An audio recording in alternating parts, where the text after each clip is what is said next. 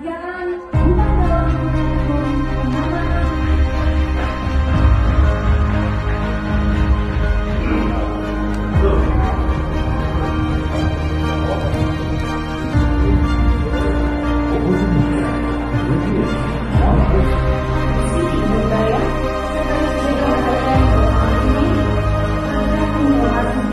Keras kementerian, lembaga, dan pemerintah daerah dalam membangun simpul jaringan supaya penyelenggaraan informasi geospasial dapat dilaksanakan lebih efektif, lebih efisien, dan bermanfaat.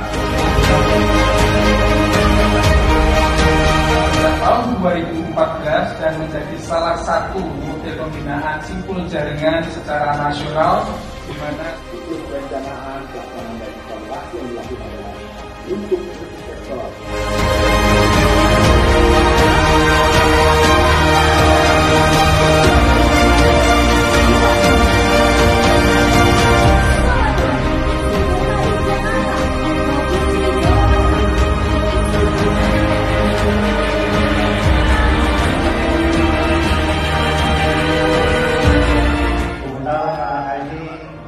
Kami persembahkan yang pertama kepada masyarakat Kota Palembang dan juga khusus kepada tim jaringan informasi geospasial Kota Palembang yang telah bekerja keras dalam pengembangan simpul jaringan Kota Palembang.